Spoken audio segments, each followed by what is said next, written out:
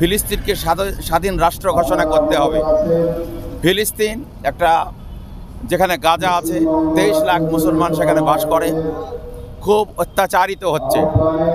আমরা কিছু না করতে পারলে অত্যন্ত এখানে দাবি করব অতি সত্বর সেখানে জেরুজালেমকে রাজধানী করে ফিলিস্তিনকে স্বাধীন রাষ্ট্র ঘোষণা করতে হবে।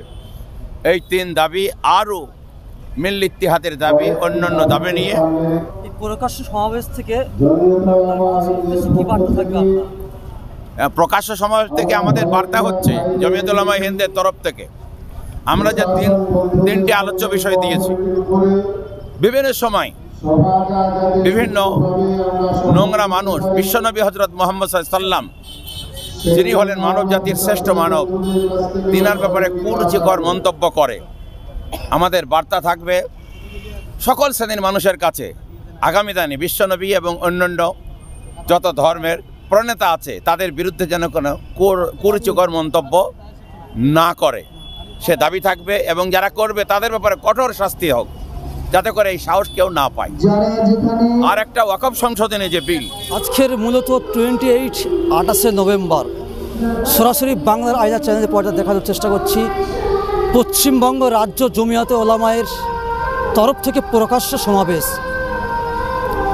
এই সমাবেশের আলোচ্য বিষয়, নানান বিষয় নিয়ে তাদের দাবি নিয়ে আজকে তাদের এই অবস্থান। আলোচ্য বিষয় জেরুজালেমকে রাজধানী ঘোষণা করে ফিলিস্তিনকে স্বাধীন রাষ্ট্রের স্বীকৃতি দিতে হবে। এনডিএ সরকারের প্রস্তাবিত ওয়াকফ সংশোধনী বিল 2024 বাতিল করতে হবে।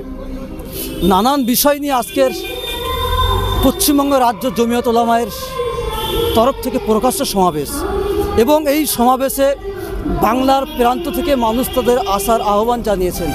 এবং এই মুহূর্তে আমরা বাংলার আয়না চ্যানেলের পর্দায় সরাসরি সকালবেলা রানী রাসমণি রোডে চলে এসেছি এবং বাংলার আয়না চ্যানেলের পর্দায় দেখানোর চেষ্টা করছি। রানী রাসমণি রোডে ধর্মতলার ভূখণ্ডে দেখতে পাচ্ছেন শয়ে শয়ে হাজার হাজার মানুষ বাংলার প্রান্ত থেকে তারা আজকে এই প্রকাশ্য সমাবেশে তারা কর্মসূচিতে সামিল হওয়ার জন্য চলে আসছেন। সরাসরি বাংলার আয়না চ্যানেলে পর্দা দেখানোর চেষ্টা করছি, দেখতে থাকুন, শেয়ার করে সারা বাংলার মানুষকে দেখার সুযোগ করে দিন। সত্যের পাশে শক্তভাবে বাংলার আয়না চ্যানেল।